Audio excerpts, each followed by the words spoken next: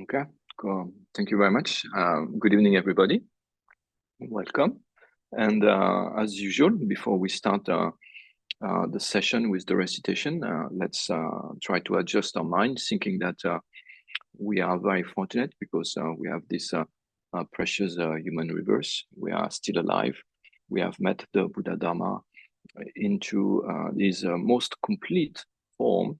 And therefore, on this basis, what is offered to us every day is like many possibility, infinite possibility to create a vast cause of happiness for the future. Okay, so this is offered to us at every moment because of this situation that we have. But we also should think that this situation will not last forever. We have to die. We know that, and we are getting closer to this moment, instant by instant. Not only that, but we even don't know when this moment would arise for us. It can be very soon. It can be later. We have no certainty of the moment of our departure. And so this means that we should try as much as possible every day to extract the essence of this opportunity that we have. And in terms of extracting the essence, we have to understand the ability to produce the cause of temporal happiness or ultimate happiness.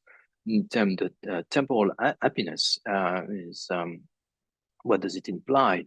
It means the happy, like positive or favorable situation in cyclic existence. Okay, for example, now we are a human being, and we are considered to be in a happy situation. But we can see that even though we are considered to have one of this higher form of existence, nevertheless, we are pervaded. Our days, our life is pervaded by unhappiness, insatisfaction, problems that we experience at the physical level, at the mental level, in the environment, etc. So we can see that the situation of happiness in cyclic existence, it is something by nature unsatisfactory. It is a condition by karma and affliction. We have no control over the nature of our own experience. It is impermanent, and we are still wrapped, like obfuscated by the confusion with respect to the mode of existence of ourself, of all phenomena. Therefore, it is something, also it is a necessary basis to grow. It is not something we can rely on in terms of finding something, a level of happiness which is stable. Therefore, we should raise our level of motivation and understand that because the nature of our mind is pure, it is untouched, unmixed by the mental affliction, by all of these disturbances that arise in the mind, which are conditioned by this confusion of with respect to the mode of existence of the mind and the person, and this grasping at self, this mistaken, confused appearance that we have. All of these are mistakes that can be eradicated by the developing the wisdom, the intelligence, the wisdom that understand the final mode of existence of things. Okay, so if we realize the nature of a mind, if we realize the nature of things, then we eliminate this distortion, this misunderstanding, this confusion that we have, and this will pacify all the mental affliction, all the neurotic mind that we have, the stress, the attachment, the aversion, the confusion, the pride, the jealousy, all of these, they arise due to confusion. Okay, because it's so this can be thoroughly eliminated, and the mind can abide in a state of happiness which is unconditioned, unaffected, and unconditioned. Okay, so but this also we should this is something we should really like long for. We should really like have aspiration to actualize this state, because it is our potential. Okay, but we should also raise the level of our motivation, thinking that we are not alone. we belong to, that means all sentient beings. There is infinite sentient beings. And according to Buddhism, since there is no beginning of the mind, every time that we have taken rebirth, we've had we had like parents, see, a father, a mother, etc., and they have taken care of us during all of this life, exactly in the same way that the family of this life is taking care of us. Not only that, but with all other sentient beings, we have developed many different types of relationship, like friends, companions, you see.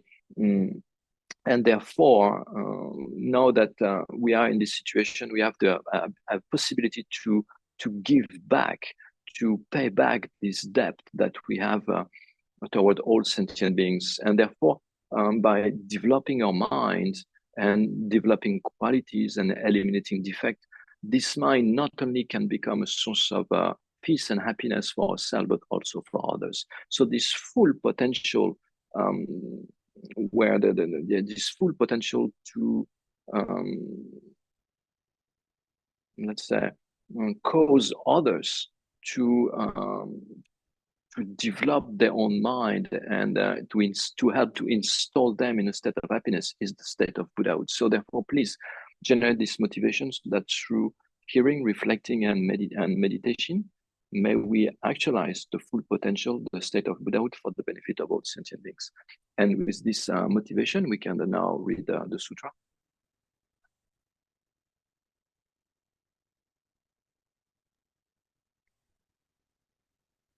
Поклоняюсь трем благородным, редким и высшим. Так я слышал однажды. Бхагаван пребывал в Раджагрихе на горе Коршуна с великой общиной монахов и великой общиной бодхисаттв.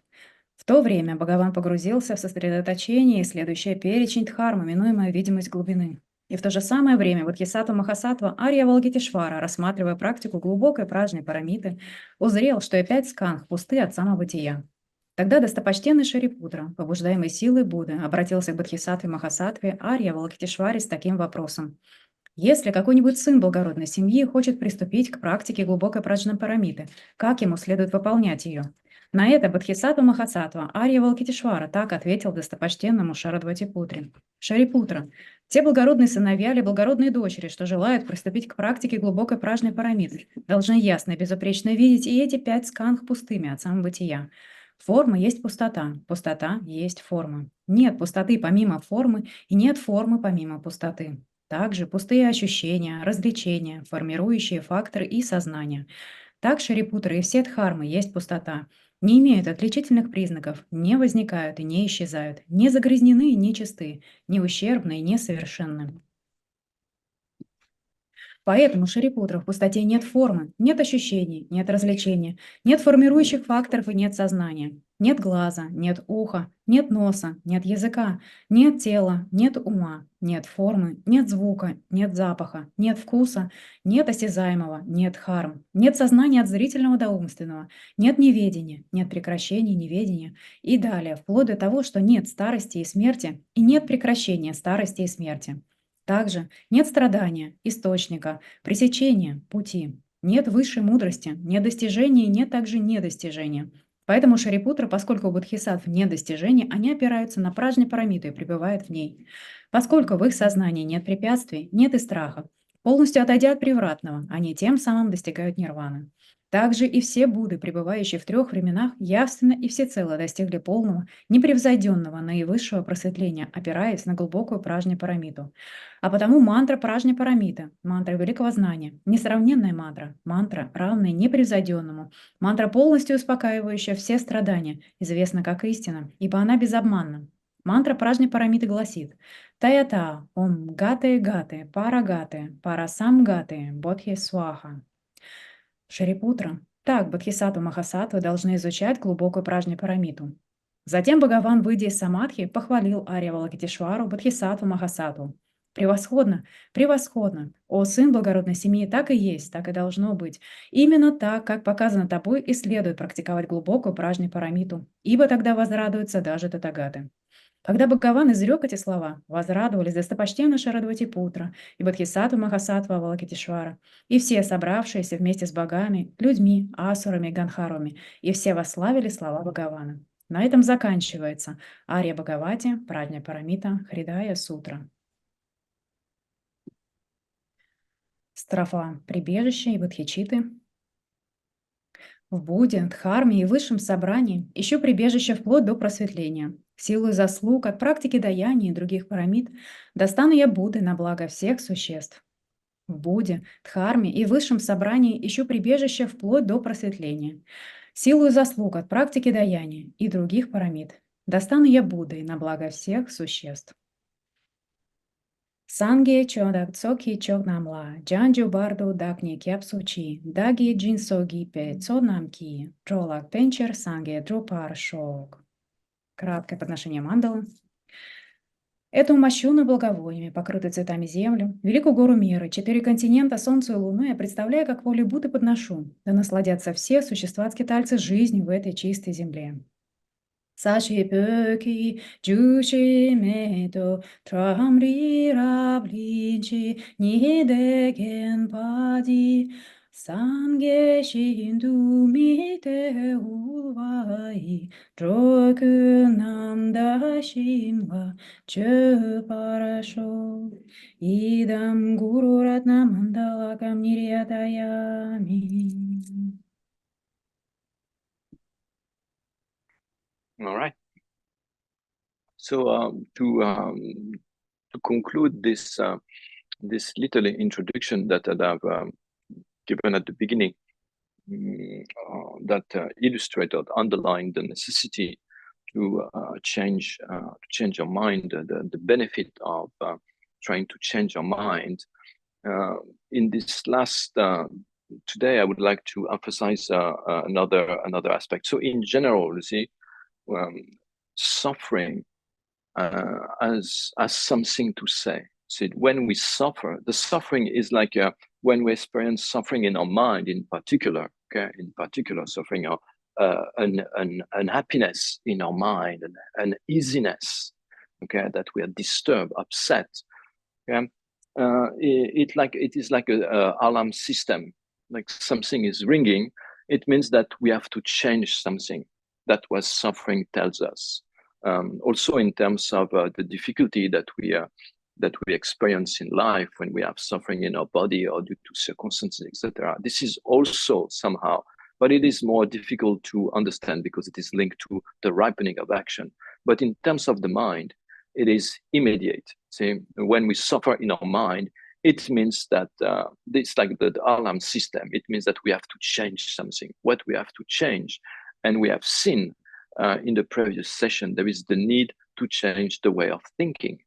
Then we have to see there is the need to change the way of looking at things. You know, the way we the angle that we choose to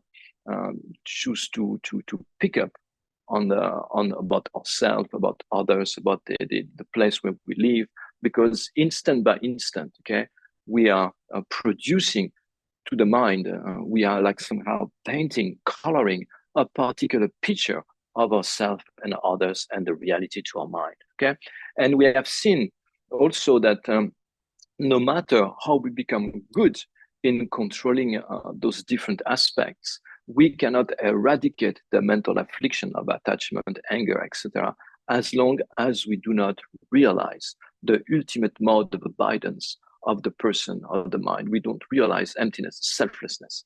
Okay, so what does that mean? It means that everything that we see, you see, it is covered, but there is a layer. There is a layer of ignorance. So since beginner's life, but even if we take just this life, according to the Madhyamika Prasangika viewpoint, all our instance of mind, all of our all of moment of mind, moment of perception, they are all somehow polluted by the mistaken appearance of objective existence or intrinsic existence. So it means that we have everything. You see, it's like when you take a picture with a camera, and on your camera there is some kind of a scratch. You see, there is a scratch. So every picture that you take, there will be this scratch. This scratch is not, you see, is not objectively existent.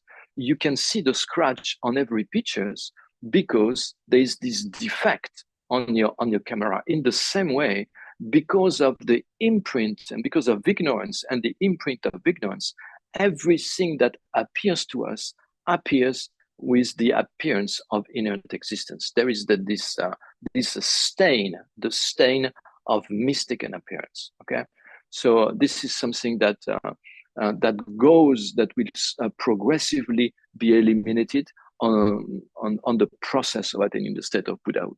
But there is also another problem, and that we have to, in terms of our suffering. So we experience a lot of difficulty, a lot of suffering in our life because of this, what we call the self-cherishing mind. Okay, this self-cherishing mind. So it is something that we have to first understand the inconvenience, the defect of the self-cherishing mind, and then slowly try to reverse this attitude. So the self-cherishing mind, it is the mind that is considers as most important one's own happiness and one's own suffering, and the happiness and the suffering of others, it is something like non-important or less important. Due to this attitude of having like a strong attachment for one's own happiness, one's own satisfaction, for one's own wishes and everything, then the mind become extremely narrow. And the more the mind is narrowed, the more the mind is attached to one's own happiness, the more it is fragile.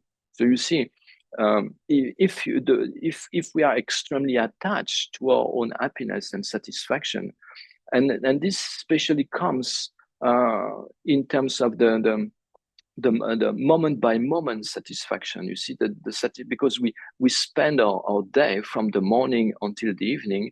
When we wake up, you see, in the morning, and most of us, you see, we try to accumulate as much as possible as a positive experience during the day. This is more or less the mind setup. See, the mind setup is we spend our day trying to, with the hope that we are going to accumulate as much as possible of a pleasant experience. So if we spend our day in this way, we have to be ready to experience a lot of disappointments and a lot of suffering. Why? Because the more the mind is attached, as I said, the more it is narrow. It has very, very little space. And therefore, every little problem, every little dissatisfaction, every little obstacles, they will really shake the mind in its core. They will really bring a very profound reaction of unhappiness, of uneasiness, of being unfulfilled, of being unsatisfied, just because we spend the day being extremely attached to one's own happiness. Okay, so the mind is very narrow and it is very fragile. You see, a grain of sand becomes like a mountain for that mind. The more you attach, the more the mind is narrow. Another thing is that due to the mind of self-cherishing, okay, we always enter into conflict with other. We have to understand that, of course, there is the affliction, but the affliction are also triggered by this self-cherishing mind, in the sense that it is fueled. The affliction are fueled by the self-cherishing mind. So every time, due to that mind, we enter into conflict with other. Every time we become very easily upset when we are criticized, when people, somehow disrespect us.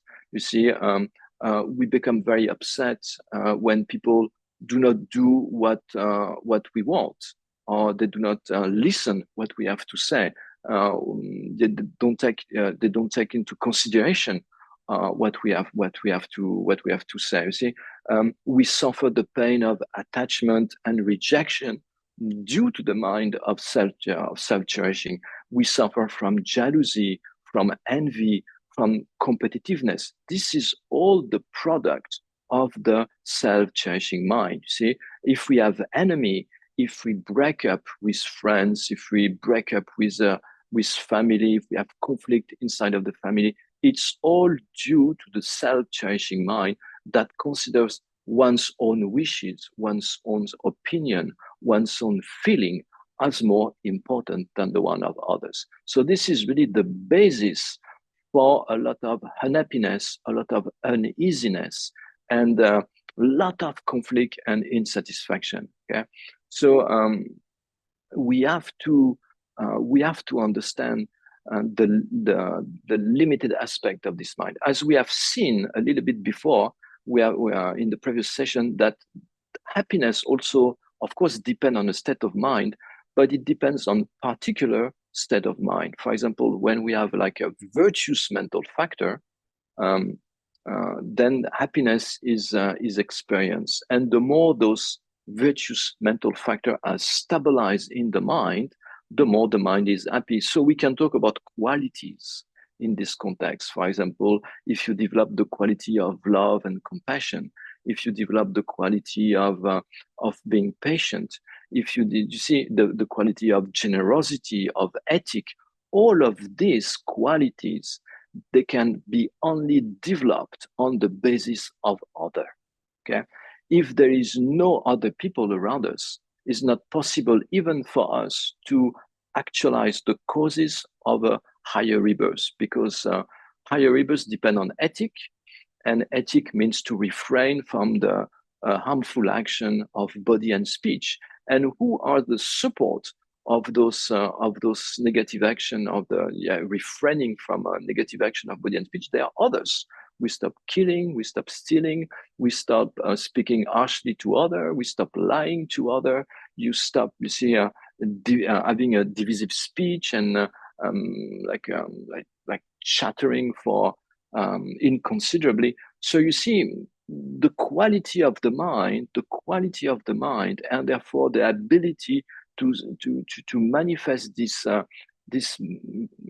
virtuous mental factor, they depend on others. Okay, they depend on others. We also, if we, for example, if we in this life or in a future existence, we experience wealth, we experience like being comfortable. This is also actualized on the basis of others. There is the action of generosity. Okay, wealth, or like being comfortable at the material level, not lacking, anything. Is the result of the practice of generosity. We've seen that, and therefore you need others to do that. But if you have a self-cherishing mind, you will not be prone to share your wealth. You will not be prone to practice patience. You will not be prone to practice ethic. You will because the mind, you see, is so attached to the immediate the immediate answer, that there is no space to develop patience. There is no space to think about others. There is no space to share your own wealth. There is no share your belongings. There is no space to have a to respect the possession of others, to respect the feeling of others. You see, so if we follow that mind of self-cherishing, it is difficult to be happy. It's impossible to be happy in this life, and it will not even be possible to be happy in the next life.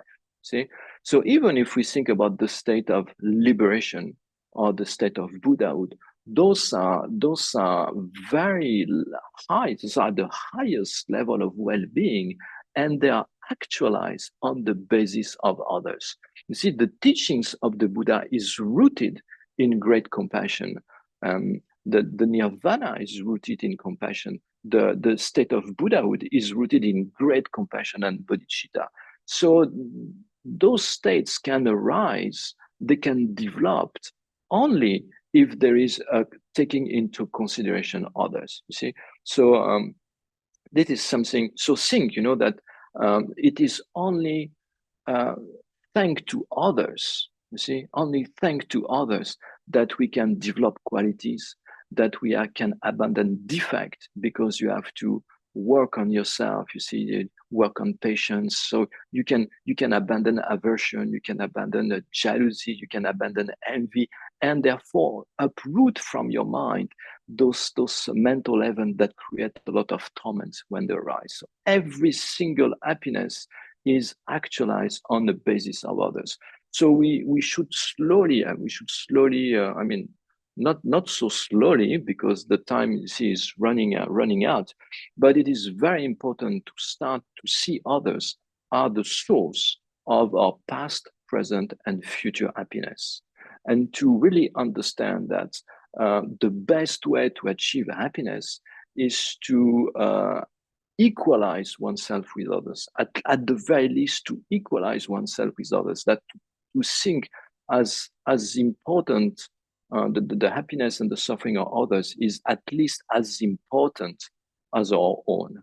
And in this way, we can pacify the mental event of the mind that arise due to self-cherishing, and we can start to also accumulate on the basis of others, you see, the causes of our future happiness in terms of circumstances, and slowly develop qualities and eliminate defect, because everything is done on the basis of others. You see, if let's think about something 1 second. Say, if everything in this very life treats you nicely, everybody treats you nicely, does everything that you want, run all over the place to actualize your own wishes, what's going to happen to your mind? It will become worse and worse and worse. It will become more and more and more difficult for you to be happy, and you will slowly transform into some kind of a tyrant. Slowly. It will be very difficult. You will be more and more agitated, and it will be more and more difficult to satisfy. So you will have less and less patience. You will be less and less prone to think about others, and more focus on yourself. So the only thing that can happen is that your mind will degenerate completely, and you will be unable to develop any qualities. But all the qualities, they are developed on the basis of interaction with others. You see, patient, generosity. You need others to do that. You need people to push your button to develop patience. You need people to ask you, for you to practice the various type of generosity. You need to refrain. You need to consider ourselves as important to develop an ethical way of life. You see, you have to take into consideration others to develop an ethical way of life, because you refrain from harming them. Okay, so it is something to think about. And as my teacher, Mr. Lama Zopa, used to say, if you want to be in peace, he said, abandon attachments, and if you want to be happy, cherish others. So you see, this is very difficult. It takes time to understand that the best way to be happy is to cherish others. It is completely the other way around with what we think. Usually we think that, oh, if I don't think about myself, who's going to think about myself? And therefore, there's no one to protect me. There is no one to. I will not obtain what I want. It would be impossible for me to put myself into like favorable situation. But that's the completely wrong way of thinking. It's the other way around. You see. So it is yeah. Our own happiness, it is a byproduct. It is never something which is actualized, having the main focus. Our own happiness of mind, the happiness linked to the good circumstances in life, it is only a byproduct of an ethical and altruistic way of life. Okay, so we have to think about this. Anyway, slowly, you will see that the text illustrate also those different aspects. I don't know if it comes clear, because sometimes I'm a bit confused, but it is something to think about. Okay, so now let's go back to the text, and we are at stanza 12. Okay, so we are in the section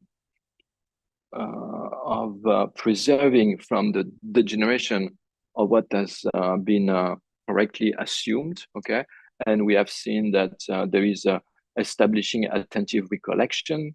We have seen, okay, this is done. This is the stanza number 11, 10 and 11. We have seen there is the preserving the memory to become clouded, and we are now at stopping or eliminating wrong attitude. Okay, this is the stanza number 12, and this is part of a bigger section which are like advice on the householders, you know, the instruction primarily directly to householders. Okay, so stanza number 12 says, view as enemy stinginess, guile, pretense, attachment, lethargy, false pride, lust, hatred, conceit of a greatness of caste, physic, education, youth, and power. Okay, so in general, you see, we have to consider mental affliction, not in general, for sure.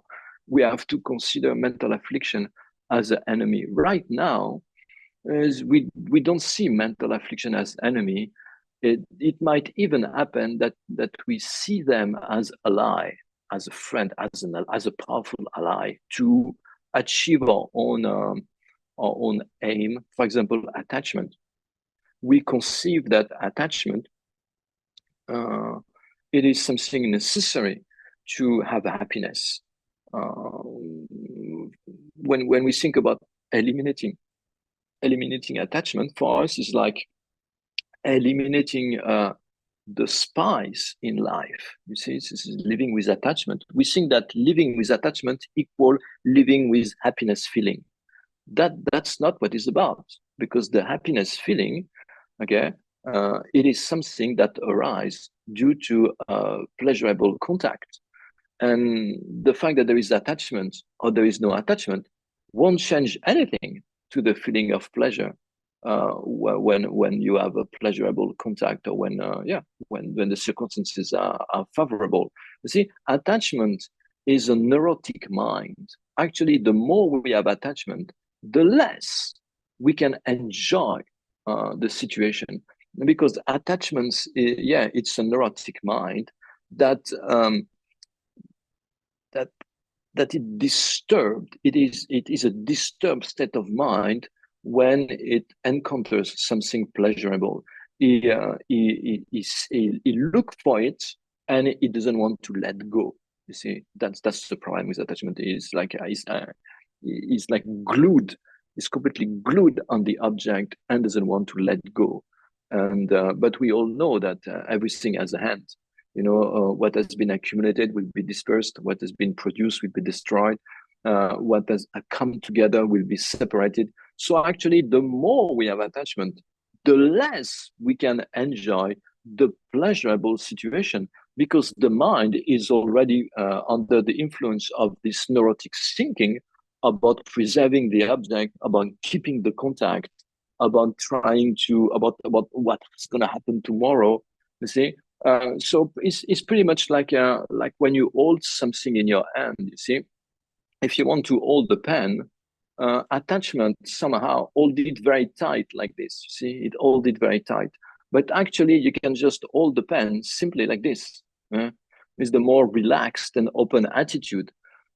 So this is the way attachment works, and it involves complication. Also, when we think about attachment, we have to understand. So it is difficult to immediately understand that it is something that creates problem, because when it arises, it is concomitant with a pleasurable feeling. You see, there is a pleasurable feeling that accompanies the mind of attachment. Therefore, it makes it a little bit more complicated to understand how much it harms. So it harms on a more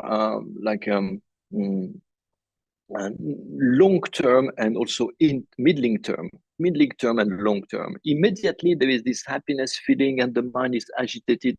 It is a little bit like unrestful, Okay, there is a lot of excitation, and this is linked to pleasure because there is the happiness feeling inside, but actually it's the restful mind, restless mind. So we have to understand that attachment not only make us suffer on the long run, okay, because it keeps us binded to cyclic existence. For example, if we are in the desire realm, if we're in cyclic existence, and in particular, if we are in the desire realm, which is the courses of the different level, according to Buddhist cosmology, okay, is very coarse. This is because we have attachment, okay, to a coarse object. And during the day, basically, we are completely enslaved by this attachment, and all our sense consciousness, they only pursue their own respective object. You see, all day, we try to, we are somehow led by this conditioning of the mind to accumulate pleasant sound, pleasant taste, pleasant odor, pleasant sight. So this is the way we spend the day, we spend our life, basically. Okay, this is like a mental pattern. So we have to understand that attachment also lie to us. You see, it lied to us. It's like a distortion of reality. Attachment is completely like it's like you blow up things out of proportion.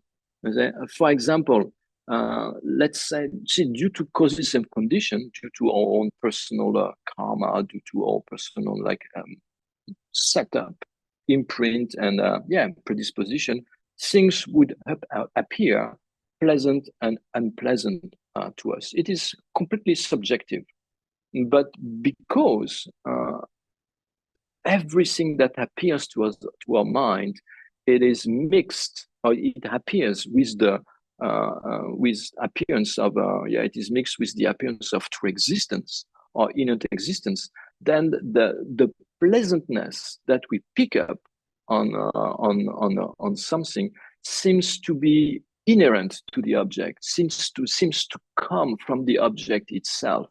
It seems that the object is attractive exclusively by way of his own characteristics. Okay, and due to that, we develop what we call the inappropriate mental attention. So the inappropriate mental attention, it is some kind of like an analytical meditation that we have all day about object of attachment in this context. Okay, so you pick up something nice, can be a person, can be an object, can be a situation, can be whatever. You see, and the mind keeps going on this. You know, oh, it is so nice. Oh, it is so nice. He has this, he has these qualities like that. Oh, it is so beautiful. Blah blah blah. Oh, if I could have it, you see. So basically, every time that you, the mind gets completely obsessed with this object, and it will only focus, you see, because it is attachment, it will only focus on the positive aspect of the object. Therefore, very quickly, what appears to the mind when you think about the object of the person, it is something that you have completely made up. Okay, it is as nothing anymore to see with the objective reality. It is something that you have made up, you have blown out of proportion. Okay, and because it is blown so much out of proportion, you cannot live with it. You cannot even sleep. You cannot even eat. You see, you're completely obsessed. So let's say that due to good karma, okay, good potential, good you have been a virtue, you obtain this object of your attachment. Let's say a person, okay. So and then you start to be intimate. You see, you start to be a lot with that individual, but slowly, you will become you will come into contact with the actual reality. You see, not anymore this fantasy that you have, but you come into contact with the reality of the person. You see, and you start to pick up defects. It does this. It does that. It talked to me like this. It doesn't do that. It doesn't. So you see, slowly, you start to see the the negative aspect, because the mind of attachment, you see, it is the mind that only focus on the positive things. It is a misrepresentation of reality. It focus only on the positive aspect, and it completely occult the negative aspect. So this is you see, you can only have only long for the object. So slowly, because now you are actually confronted physically, and the reality start to come out. You see, then what happens is your attachment diminish, okay, diminish, and slowly you start to focus on the negative aspect, only on the negative aspect. Oh, it's like this, like this. Oh, it's unbearable. I don't like when it does that. I don't this. I don't like this. And then you see, and slowly, what happens is aversion arise, and aversion is the opposite of attachment. Okay, it is the mind that only focus on the negative aspect, that completely occult the positive aspect, only focus on the negative aspect. Oh, it's like an angle, you know, and it only sees that negative aspect, and it blows them out of proportion. And you reach, you see, such a level that the only thing that you want to do is to strangle the person, basically. Okay. And so what happened? And then you separate. Okay, you separate, and then because this is a mental pattern, very quickly the mind bounds on another person or another object, and again he blows the qualities out of proportion. Oh, it is so nice, it is so nice, and again attachment, and again you start to see defect and see aversion, and then so you see that this is the dynamic of attachment. So either attachment or aversion, as being an affliction, they are like a distortion of reality. They lie to us. One lies to attachment, lies because it is like overblow the positive aspects. Okay, and the attachment can be so strong sometimes that even the defect can appear as quality to the mind of attachment. And the same, you see, the mind of aversion can be so strong that even qualities can appear as a defect for someone who has aversion for someone else. See, so those are completely distorted aspect of reality, and the danger is like if we build up, you see, if we build up like our happiness on a distortion of reality, it cannot last. You see, it is doomed to fail. It is doomed to fail. So you cannot, you see, invest on happiness. Sorry, you cannot invest on attachment to be happy in your life, because it is a misrepresentation of reality, and it is doomed to fail. We are doomed to experience dissatisfaction, disappointment at some point. See? So it is basically, it's like living at fantasy land. We are all the time living at fantasy land. That's it. Yeah, we are the mayor of fantasy land. We blow things out of proportion, you see, and we are always disappointed. Because why we are disappointed? Because what the mind project cannot be found on the basis of that projection. You see, because it is a complete distorted reality. It's like Fantasyland. So in Fantasyland, you are doomed to be disappointed and to be unsatisfied all the time. Okay, so I'm not saying that we should stop having like relationship or whatever. That's not what I'm saying at all. Everybody has his own equilibrium, his own balance. But what we have to be aware is to understand what that situation can give us and what that situation cannot give us. Because the problem is that we always expect too much. You see, we think that happiness will be given to us by someone, by a situation, by a relation. And it cannot be. It's not possible. happiness can only come from inside, from our mind. It's a state of mind. Of course, it can be easy to. It can be there's some advantage to live in someone or in a community or whatever. You know, everybody has his own predisposition and inclination, but we cannot expect that situation fulfill all of our wishes. Okay, it is, we have to be aware what this situation can give, what that person can give, and what that person or that situation cannot bring us. And that's all.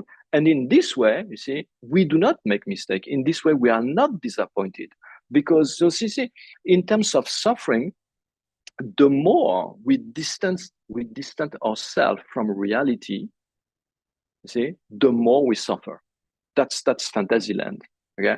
So for example, attachment, we're going very far from the actual reality of the object, and therefore we are always disappointed. And it is the same, for example, with very simple aspect of reality, like impermanence. Everything change. We know intellectually that everything change, that nothing lasts, that things are product that are produced and destroyed, and things that flows appears during this process of disintegration. Okay, but nevertheless, every time that we are confronted to this aspect of reality, it's like a shock for us. Okay, everything that something doesn't work due to being used up by time, it's a shock. We get upset. Or the greatest, the biggest, you see, illustration of this is when people die. Everybody who is born will have to die. This is clear. And the time of death, you see, it's completely random. There is some individuals who die in the womb, some who die, you see, at birth, some who die in the childhood, some others at young adults, some others, you know, in old age. Some people die in vacation, some people die at work, some people die at home. There's no rule. Okay. Nevertheless, every time that we are confronted, you see, to this level of impermanence, most level of impermanence, is like a shock, you see, and the impact, the level of suffering, it is linked to how far we are from reality. So it is like it is when you fall, you see, the highest you fall, the highest you fell, the harder, you see, is the impact, and you hurt yourself. Well, you see, and in the same way, you say, the more we get in tune with reality, but I mean with reality, I don't mean necessarily, you see, the ultimate mode of abidance of things, but I mean even the conventional characteristics of things being impermanent, things being in the nature of suffering, things being contaminated. You see, all of this very first layer of reality. Then the more we are aware of this, then the more the mind, you see, is at peace, is at ease, is serene, because he knows what's to expect, and he knows what not to expect. Then therefore there is no Fantasyland, there is no expectation, there is no disappointment, there is no disillusion. You see, the mind is okay. That's it. That's the nature of things. So this is very important, you see, to reduce those distortion that we have. The more, and this is what I meant by when there is suffering, it means that there is something to be changed, because this is what has to be changed. See, it's the reading, the mental setup, the way of thinking, the way of engaging our reality, which has to be refined, has to be in tune with how things actually are. Okay. So anyway, so it is something that we have to do. So here, instead, view the affliction as your enemy. This is exactly why, because affliction, not only when they arise in the mind, they disturb. You see, the definition of an affliction, it is a mental event that when it arises, when it becomes manifest, is severed the continuum of happiness in the mind. Okay. So you have to check by yourself. You see, in general, every time that we are unhappy, It is because there is an affliction in the mind. It's very easy. The mind is afflicted. The mind is involved into inappropriate mental attention. Okay, so so we have to keep. You see, remember, keep the mind clean. Okay, keep the mind clean. So when it arises, when the affliction arises, the mind is disturbed. So for that, it is an enemy. And the second, remember that the affliction lies to us. It is a misrepresentation of reality, it is a complete distortion of reality. Therefore, what appears to us when we are under the influence of an affliction, it is a misrepresentation of reality. Okay, exaggerated representation of reality, either in the positive, either in the negative. My teacher used even to say, he said, or when you are under the influence of an affliction, don't even think, don't conceptualize, because automatically, you see, when we are under the influence of an affliction, your way of thinking will only increase, fuel the affliction. It will increase the attachment. It will increase the aversion. Okay? What we have to do is to pull out the mind, see, from that state. Okay.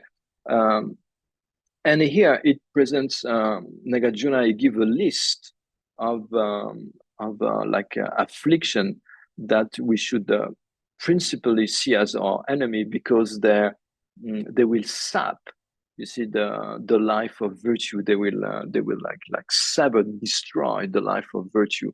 So if we try to have a virtuous way of life, if we try to have an ethical way of life, knowing that the quality of life, the quality of mind, the quality of comportment influence the state of happiness, we have to protect the mind from the affliction, because everything is generated from the mind. You see, everything arises due to the causes and condition, everything arises due to predisposition, but everything arises from the mind somehow, because the intention to act is born in the mind. Okay, so every type of behavior can be traced back in the mind, in the mental factor of intention. And if that intention is concomitant with the mental affliction, then there's going to be problem. Okay, so here, what does it says here? Yeah, so it says, so a list of affliction is mentioned. Okay, we have like miserliness. Okay, it's translated into in English sometimes also as stinginess. So what is miserliness? Miserliness, it is a non-virtuous mental factor that is very tied, that old to one's own possession. Okay, and is impossible to share. It has the wish to accumulate. And due to being under the influence of this mental factor, it also it's impossible to share. Therefore, you see the problem with miserliness. If we are miserly, then it becomes impossible for us in the future to experience being comfortable at the material level, because everything arises due to cause and condition. If we are materially comfortable in this life, is because in the past we have been generous.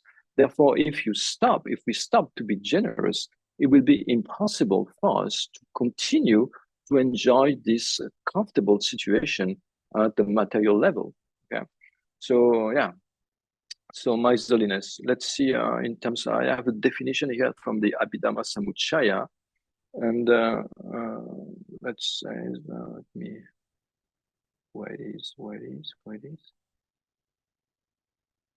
Miserliness. Okay, is a tight holding onto articles without letting them go through the power of attachment to good and service. Okay, so it's a tight holding and inability to let it go. Okay, so that's miserliness. And then we have also dissimulation. In my translation is I'm sorry if there is a difficulty here for the translator, because I'm using a different translation. So I think it might be guile in Persian translation. So we use dissimulation. So dissimulation is the secondary affliction, and it is the, according to the Abhidhamma Samuccaya, it is the wish to hide one's own fault from others through the force of attachment for good and service. Okay, so dissimulation, you hide your own faults. See, and then after we have deceit, which in your translation will be pretense, and pretense is a pretension to have good qualities that one doesn't have. And it is also through the force of strong attachment to good and service, for example, reputation. Okay, for example. And then we have idleness. Idleness, I think here it's lethargy, and it actually Tibetan lethargy and mat is translated differently, but this is not even a laziness, it's idleness. And the idleness, it is not in the list of the secondary mental affliction, but it is nevertheless a secondary mental affliction. It is the liking and not to do anything. So you like to do like anything, non-involvement in virtue.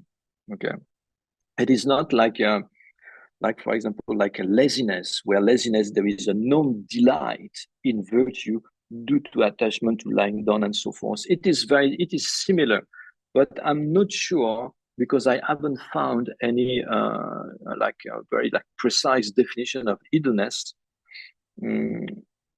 But let's say it is a delight in not doing anything. Okay, and then we have the pride of conceit.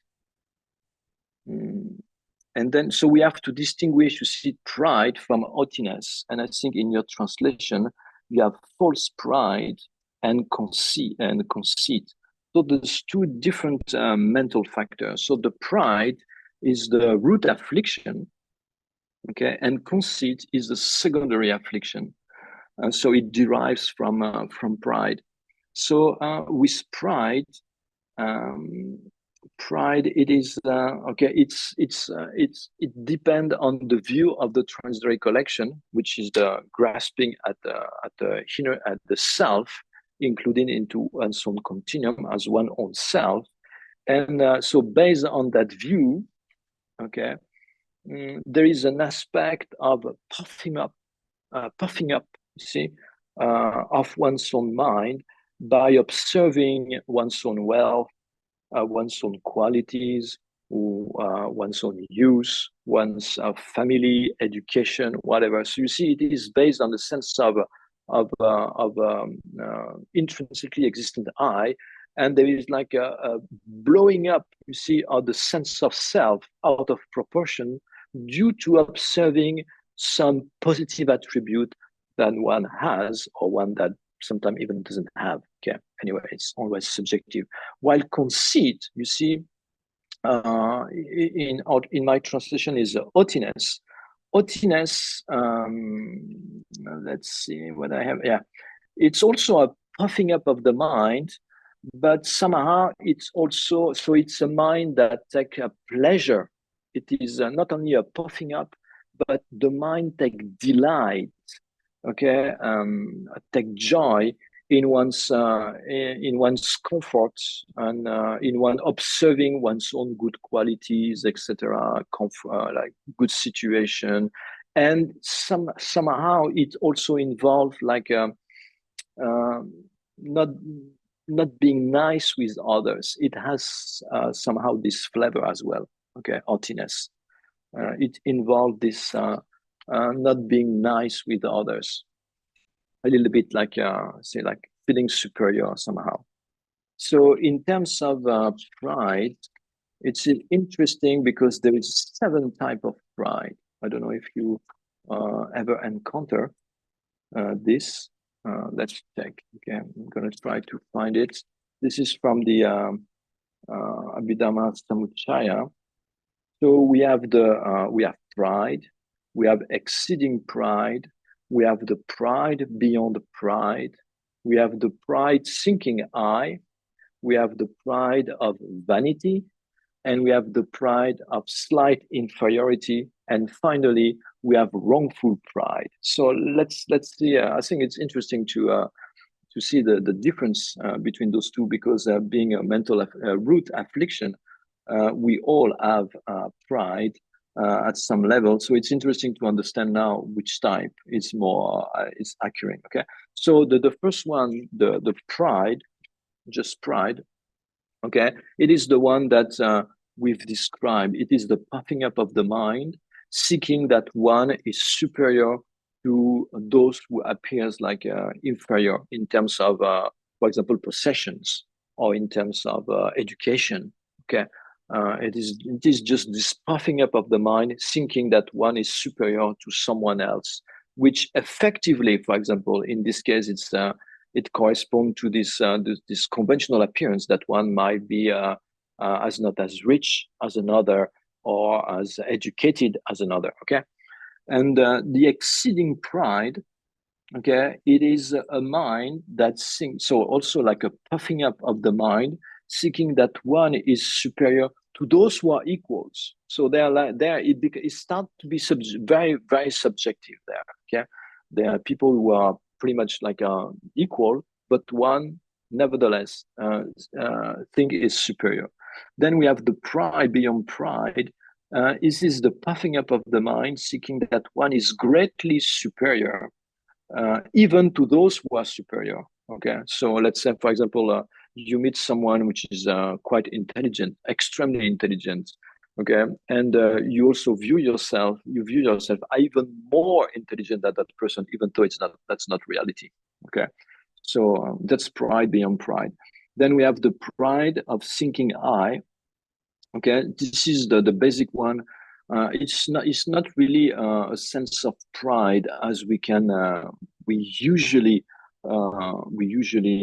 think, because this is just a puffing up of the mind, seeking I, when you observe the five aggregates. So you observe the five aggregates, and there is a puffing up of the mind, seeking I. Okay. So it is mixed with the conventionally existent I, okay? And yeah, it is a mix with conventionally existent I and inherently existent I. Nevertheless, it is the mistaken mind. Okay, it's a mistaken mind. It's not a wrong consciousness. It is a mistaken mind. So then we have the pride of vanity. This is a puffing up of the mind, thinking that one has attained what has not been attained. So, for example, in terms of quality. Okay, so one might have maybe some little experience. This comes particularly in terms of the development of the past. Maybe you start to have like a initial experience, and you think that you have actualized something which is actually far from it. Okay, then we have the pride of slight inferiority. This is the puffing up of the mind, thinking that one is just slightly inferior to those who are actually greatly superior. Okay, in terms of quality, whatever. Okay, and the wrongful pride, it is the puffing up of the mind, seeking that has attained excellent quality when was actually as degenerated. Okay, so yeah, you degenerate from quality. Not only you degenerate, but let's say you actually deviate from the correct path. Okay, and you think that actually it is correct. Yeah. So you see, there's a lot to know about the mind. Okay, then we have attachment. So attachment, we know, we define attachment as this. So if you want really like the definition from the Abhidhamma Samuccaya, it is you perceive, it is the mind that perceives an external or internal contaminated phenomena to be pleasant from the point of view of its own entity. So it seems to be pleasant from his own side, you see, because everything is wrapped into this conception and this appearance of inert existence. And upon that, you seek the object. Okay, you seek the object, and it has the function of producing suffering. And we have also hatred. Okay, it is an intention to harm sentient beings, or to harm the suffering in one's own continuum, or to harm also the phenomena that is the source of suffering. Okay, so it is the mind that wants to harm suffering or the source of suffering. Yeah. So you see, with aversion or hatred, usually we say aversion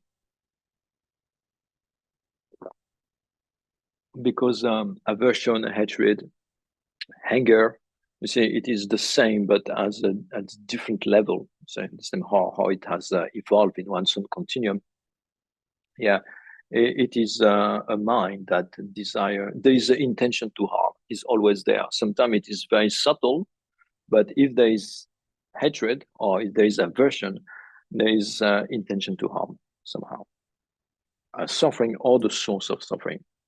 And then we have, and then after the text says haughtiness, so we've described haughtiness here, conceit over the greatness of caste, physics, education, use of power. Okay, so the advice here is to protect oneself from this mental affliction, which are considered to be phenomena that severed the life of virtue. We have to understand that. So the advice is to protect the mind. Remember that the things that we have to protect is the mind, and we have to protect our mind from what? From the mental affliction. Why? Because we don't want to suffer. Okay, so the mental affliction, when it arises, it agitates the mind, it disturbs the mind, and after when it comes, it overpowers the mind, it takes the control of the mind, and then subsequently the activity of body and speech will be taken under the influence of that mental affliction. And in this way, you create a non-virtuous karma that will ripen in experience of heavy suffering in the future. Okay, so due to mental affliction, we suffer right now and we suffer in the future. Okay, and it keeps us bound to cyclic existence. It keeps us, you see, in a lower level of experience of cyclic existence. It's block the development of quality. You see, for example, why can't we develop the mind of definite emergence? Because we have attachment. Why can't we develop love and compassion? Because we have hatred. Okay, so that's it. And so how do we protect the mind from attachment? The mind from mental affliction. Usually an affliction arises in the mind due to, there are like 4 conditions for an affliction to arise. One is not knowing, okay? Not knowing. For example, due to not knowing the nature of cyclic existence, due to not knowing the reality, due to grasping at true existence, then necessarily affliction will arise, because affliction, it is a logical answer to a particular modality of apprehending your own existence and things around you. Okay, if we believe in the appearance we receive, and what is the appearance that we receive? We receive the appearance of objective existence from its own side, existence from its own characteristics. Okay, seems to have their ability to set themselves up, and the attribute that we see, this seems to be inherent to the various phenomena, and therefore the logical answer to that is attachment and aversion. Okay, so because of not knowing the ontological status of reality, the ontological status of phenomena, then we are bound to the experience of mental affliction. Okay, so this one is not knowing. The second one is carelessness. Carelessness means not protecting. See, we do not try to protect our mind. We do not try to protect our the activity to slowly pacify it and to be careful in terms of our expression, our body, speech, but also mind. We are careless, and therefore, because we are careless, then affliction arises. You see, it's like if you clean your house. Let's say you clean your house, it's very, very neat and everything, but you leave everything open. You see, everything open, door open, windows open. Then necessarily you see dogs, cats, they will come in with their dirty legs and everything, and they will ruin, all your effort in keeping the house clean. See, so you have to shut the door, basically. Okay, so there is a need to have to take care, of to be careful. Okay, and the other one is disrespect. Disrespect is in terms of the training. For example, when one start to be involved into let's say the spiritual path, or more particularly in terms of Buddhism, for example, or any tradition. But since we're talking about Buddhism, let's talk about Buddhism. Okay, then there is a precept that goes with the refuge. For example, not to harm any sentient beings, you see, and this kind of things. And maybe someone after might take, vows, for example, the vows of not stealing or not killing or not lying, etc. And if you do not respect the training, so to have this mind, that do not respect the training, then you will not see follow it somehow. Okay. So being disrespectful for the training and for the teachings, you see, and even for the teacher, the one that, for example, give you advice, or the one that grants, you see, the precept and the vows, you being completely disrespectful, then automatically affliction arise. And then the fourth door, okay, for the arisal of the affliction is simply just to have too many afflictions. Okay, if we have like too many afflictions, then automatically it will be difficult to protect the mind. Okay, to protect the mind. So the affliction are too powerful. Okay, you always think that the mind is a creator of habits. A creator of habit means that it functions by way of familiarity.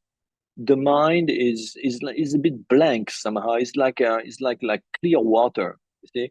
And in this clear water, you can put any type of flavor, and the water will take the flavor of the scent that you just put in. It is the same way, you see. The mind it just empty. It is clear, and it is unlimited, unobstructed in terms of what can appear in that mind. Anything can appear in that mind. See, so the way you familiarize your mind, then the mind it becomes, you see, it becomes slowly conditioned by this mental level, this habit, and then after it arises effortlessly, it arises very strong, and it lasts for a long time. So it is the same with affliction. Why do we have so much problem with attachment and aversion? Because we have this great familiarity with attachment and aversion. Okay, it is just a problem of familiarity. We have, of course, a wrong engagement on reality, but also we have familiarized our mind so much with attachment and aversion, thinking that they were friends, you see. So we talked before about how we think that attachment is a friend, but somehow we can also think that aversion is a friend. One might think that aversion is useful, for example, when you want to stop a difficult situation. See, let's say you are in a difficult situation with someone or whatever, and by getting upset, very upset or angry, you see, you might think that it can help to stop that situation, but actually that is a very misleading way of thinking. it is a very wrong mode of thinking, because aversion has so many negative aspects. First is that there is no certainty that by getting angry it will stop. Maybe the situation will escalate, and then you might get beat up at some point. Who knows? You see. And the other thing is that you familiarize your mind with this attitude, and therefore it also very unpleasant when it arises in the mind. When there is hatred in the mind, when there is aversion, you see, when the mind is upset, it is unpleasant. It is pure suffering. And so by getting familiarized with this, you get more and more and more and more upset easily for nothing, and it becomes even very difficult to be around you after. You see, people just don't like to be with people who are always upset, always that snaps all the time for nothing. That's And the other thing is that when it arises, it burns the virtue. So that's the big problem. So the positive action that we do, everything that we do, when the action is finished, it deposits an imprint, a potential, a latency on the mind. And that latency, will yield its own respective results when the causes and conditions gather together. It's like you plant seed in a field. The field is the consciousness, and the seed are our particular actions. So there is a correspondence between the action and its result. So you have this congruency in terms of the external process of causation, because you have to plant a particular seed to harvest a particular result. So it is the same with respect to the inner process of causation. You see, a particular action, they produce particular results. So in terms of the virtuous action that we accumulate, which are very seldom for us, because we are more prone to accumulate negativities than to have like an altruistic, compassionate, and patient and kind behavior. It comes with training. Then all of this, you see, every time that we generate aversion, it has the ability to burn, to burn those seeds. You see, then the karma can become non-manifest. So therefore, this action will not yield a result, positive result. Or instead of experiencing like a vast happiness, then we will experience a little happiness. Or maybe instead of experiencing happiness in next life, then it is postponed, you see, postponed. So that's the problem with anger. There is nothing worse than anger. We should really try to put a lot of effort in protecting our mind from anger, especially also because I imagine that we are like aspiring to practice inspired by the practice of the Mahayana, and to enter the Mahayana path. And what is the essence of the Mahayana path? You see, it's great compassion. The entrance into the Mahayana, the becoming a bodhisattva, you see, entering the path of accumulation of the Mahayana, it is contingent with the realization of the mind of bodhicitta. And the mind of bodhicitta is rooted in great compassion. And there is no biggest discordant class of bodhicitta than hatred. So actually, we still haven't developed loving kindness, great compassion, bodhicitta. I mean, in particular, loving kindness and great compassion, because we have hatred. See, the mind is unstable. Anyway, so those are things to ponder. Things to ponder. And that's thing. So what does that mean here?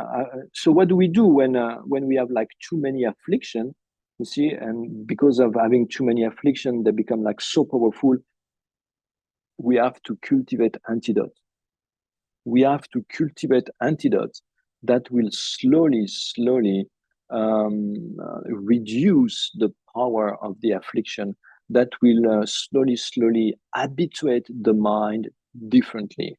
So in terms of for attachment, it will come later in the text. We have to reflect on the defect of the object of attachment. We have to see beyond, you see, behind. We have to see behind the curtain of confusion. We have to see behind the curtain of attachment that we have, and to engage the reality of the object. We have to analyze, is this really so pleasurable? Is this really so nice? And then you investigate. Okay, and by bringing to mind the defect of the object, then this will reduce attachment, and will be and in this way your mind, you get control of your mind. In this way, now we have no control of the mind. The affliction, they have the control. Okay, and in terms of anger, what we have to do, we have to cultivate loving kindness. Okay, loving kindness and patience. Of course, it will come later, but the direct antidote somehow to hatred, that which has a contradictory mode of apprehension, it is loving kindness. So see, what does that mean, to have a contradictory mode of apprehension? They are not only opposite. You see, love and hatred, they are not only opposite, they are contradictory. It means that they cannot coexist simultaneously on the same basis. If there is one, the other cannot exist. Because they have like a opposite, contradictory mode of engagement. So hatred, we have seen, you see, it engaged this object with the wish to harm, and loving kindness engaged this object with the wish to benefit. Okay, so to decondition the mind, defamiliarize the mind with hatred, we will start to meditate as much as possible on loving kindness, and try to keep it in the mind, always to bring it to the mind as much as possible. And then slowly, a new habit will be formed, and it will become more and more natural. It will be more and more powerful. It will arise more and more spontaneously, and will last for a longer period of time. And slowly, anger, as you see, it's like the two plates of a scale. When one is growing, the other is weakening, basically. Okay, so by developing how familiar is the mind with loving kindness, we weaken aversion, and the weakening of aversion is directly proportional to how loving kindness is strengthened and developed in our mind. Okay, so and this is only done by meditation. So meditation is not a finality in itself. Meditation is just the tool that we use to transform the mind. Okay, it is the tool that is used to transform the mind. So there is a great need to meditate, and meditate. It means in Tibetan the word is gom. It just means that to familiarize. Okay, literally means to cultivate or familiarize. So when you meditate, what you do is you cultivate the mind, or you familiarize the mind with a virtuous object, okay, which is an antidote to mental affliction, basically. Or you cultivate a virtuous object that will increase well-being, that will increase happiness. Okay, so that's it. So in terms of maybe if we go back to the first one, you see, when I talk about the four doorways of the affliction, I mentioned the first is not knowing. And of course, there is a not knowing in terms of the ontological status of phenomena, but we can also say that there is a non-awareness. We can also gloss it in this way: a non-awareness of what happening in the mind, or what is happening in the mind. See, that's the problem. More often, we are completely like, we spend the day completely hypnotized by the content of our thoughts. Completely hypnotized. It's like dreaming. It's like dreaming, okay, but awake. We are completely absorbed by the content of the thought, or we are completely and therefore, and while we are absorbed by the content of the thought, you see, those thoughts, they carry us in every type of direction, and they produce emotions, they produce some mental affliction arise, and we are completely unaware of all of this, you see, or also because we are so absorbed by the external object, then we are not aware of what's happening in terms of feeling, in terms of emotions and affliction that arise in the mind. So this comes to the 13th stanza, which is the development of conscientiousness. Okay, and actually here there is mindfulness, but yeah, it is not mindfulness; it's conscientiousness, which is a bit different, because mindfulness is just a mental factor of non-forgetfulness. Basically, when we use mindfulness, means non-forgetfulness.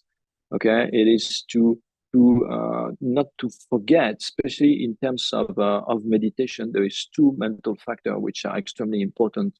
One is introspection, and the other is mindfulness.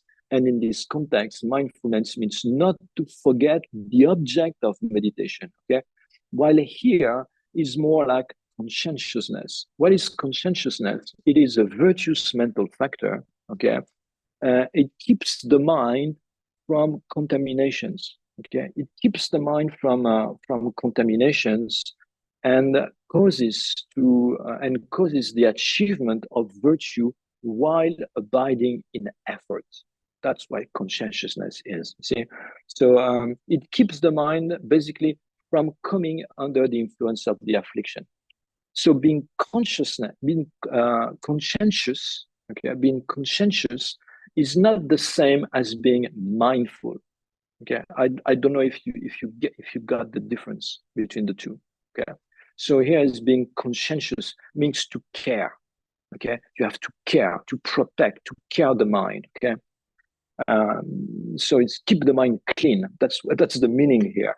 And so the text says, blah blah blah. 13. The sage has proclaimed that caring is the mental stand for the nectar of immortality, while not caring is the stand for death. Therefore, to boost your constructive Dharma measures, you need to have a caring attitude always through being appreciative. So this caring in the text, so the outline said practicing mindfulness. So maybe you don't have this outline, but the outline is I disagree with the translation. And Berzin chose the caring, but in terms of vocabulary that I'm familiar with is being conscientious. Okay, so here it's quite straightforward. What does that mean? The nectar of immortality. It talks about the nectar of immortality. It is nirvana. That's what's the nectar of immortality here means, like to achieve nirvana. So being conscientious, caring for your mind, considering that it's something that you have to maintain in a sense, you have to protect, you have to care, you have to develop, okay, to caring for the mind, not to let it to come under the influence. This is the basis, okay. This is the essential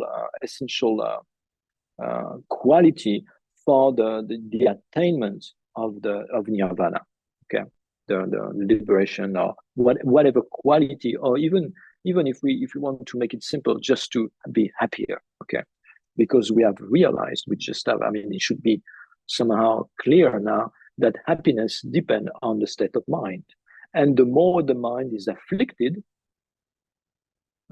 the more it will be difficult to be happy, because of all of this mental event that arise, pride, envy, jealousy, resentment, attachment, aversion. It's difficult to be happy when there is all of these mental events, you see, occurring at any moment in the mind due to any circumstances, just because there is a lack of carefulness, there is a lack of conscientiousness. Okay, and he said instead, non-conscientiousness, which is a secondary, a non-virtuous mental factor. And I think in our translation, it will be translated as, not caring. Actually, it's non-conscientiousness. It is the source of death. What does that mean? It means that it is the source of, definitely we are bound to experience the suffering in our mind. We are bound to experience the suffering in the future due to the nature of our non-virtuous action. And we are bound to die and take rebirth in cyclic existence, because if we remain non-conscientious, then there is no way to develop quality and achieve liberation and understand by the understanding of reality. Okay, so that's it. So basically, you see, what is the Dhamma practice?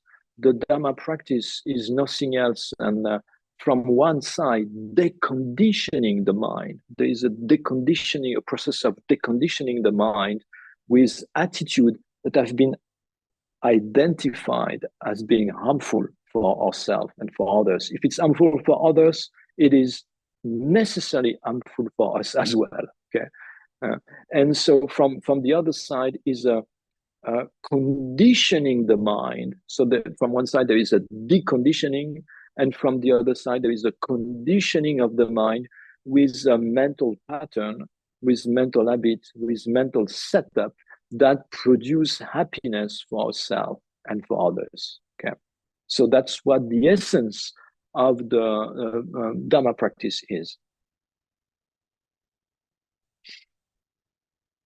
And therefore, he says, hence, therefore, you need to have caring attitude always through being appreciative. Okay. So what does it mean? It means that in order to develop quality, virtuous quality, okay, we need to have this conscientiousness, to this caring attitude. And then the stanza number 14 says, anyone who previously didn't care and later developed the caring attitude becomes the beautiful as the moon when parted from clouds, like Nanda, Angulimala, Ajatashatru, and Udayana. So you see here, it's very interesting because beautiful as the moon when parted from cloud. This also has to do with the mind. You see, behind the clouds, the mind is always clean, clear, transparent. His nature is always the same. The mind is never, the sky is never affected by the presence of the absence of the cloud. It is just a veil. Its nature, its characteristics of being spacious, clean, blue, transparent is only veiled by the presence of the cloud. But its nature, you see, has never changed. Has never changed.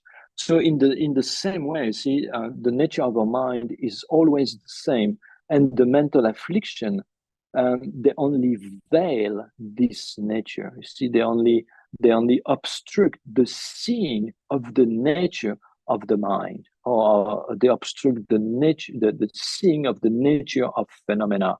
But that nature, you see, is always the same since the beginning. There is this primordial purity of the mind, in the same way there is this primordial purity of the sky. So this is why, on that basis, we can understand that nirvana is possible, and actually nirvana is our real nature, but it is momentarily obstructed by the presence of those clouds.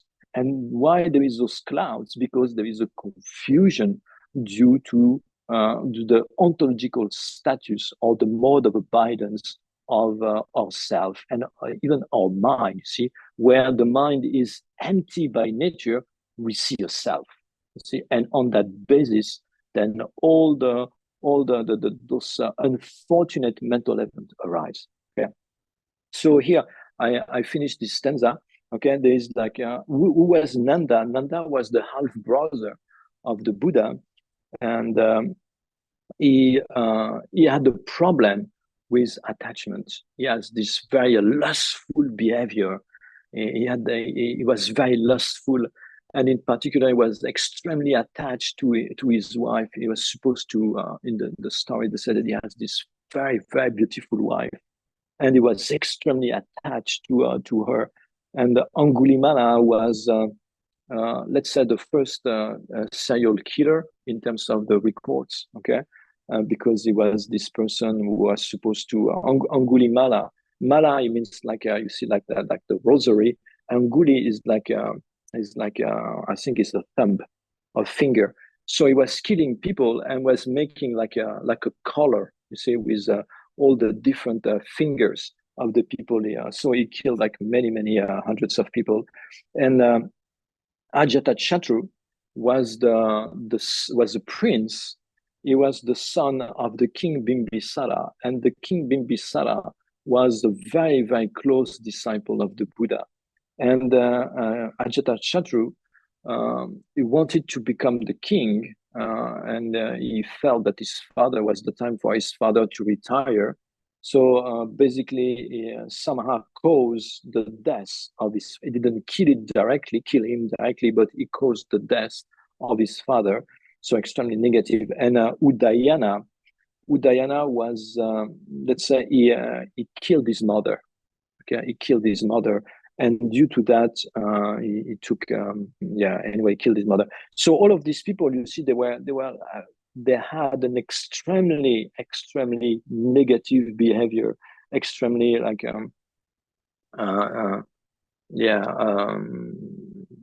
non-virtuous behavior. Nevertheless, they all became Harat. They all attained the liberation because they move from non-conscientiousness to conscientiousness. At some point, they understood, they realized, they put into practice, they changed their mind, they abandon non-virtues, they cultivate wisdom, compassion. They understood the final nature of reality, and they became Arat. Okay. So if you see Nanda, Angulimala, Ajatashatru, and Udayana, they made it, then there is hope for us, for sure.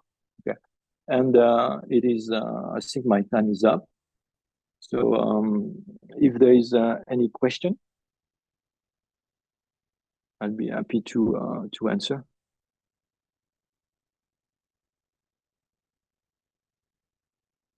Okay. So anyway, if you have questions, that arise during your study time or during your discussion, I don't know if you have whatever, you can always refer to Anastasia, and she would send me the questions, and eventually I'll send an answer, or I can answer when we resume. So from my side, there would be an interruption in terms of our classes. I will resume. Now I'm going to travel to Asia, and we will resume the class. I think beginning of next year. I mean next year for sure. Okay, because before won't be possible for me. And okay, so I was very happy that this opportunity was given to me to go through this text, which is very rich in advice and very practical. Very simple advice and down to earth, very practical. So I'm always very happy to share whatever I can with you. I hope it was helpful. I mean beneficial. And if it was helpful and beneficial, then that's it from my side. The aim has been accomplished. Okay. So thank you very much for all of you to listen, and for the organization, and Dania. Thank you for your time and your effort in translating. It's difficult, I know, and I speak very fast. So thank you all. Okay. Thank you very much, Venerable. may I please say a few words of our appreciation? We're really glad that you agreed to give such a precious teachings and so deep teachings. And we ask you, please continue.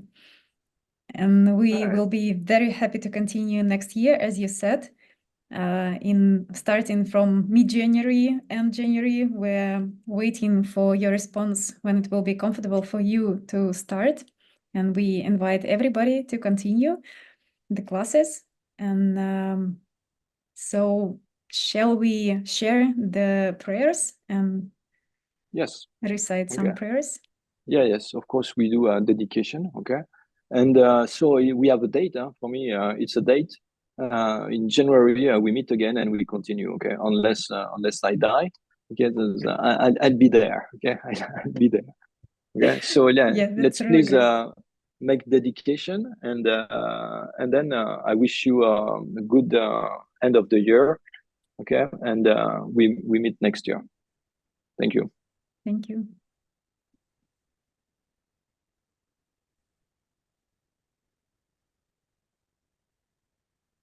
Возвещение заслуг. В силу этой добродетели да достигну я быстро состояния Гуру Будды, приведу всех без исключения существ скитальцев к этому просветленному состоянию. Пусть драгоценная бодхичита, та, что не породилась, да породится, а та, что породилась, да не ослабеет, но возрастает все больше и больше. И то же самое по-тибетски.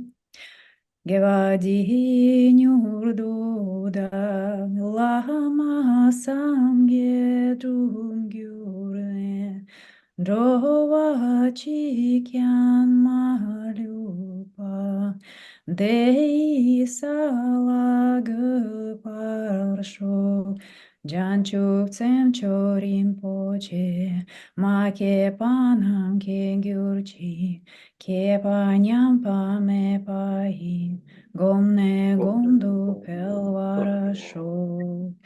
И молитва долгой жизни во святейшестве Далай-ламы.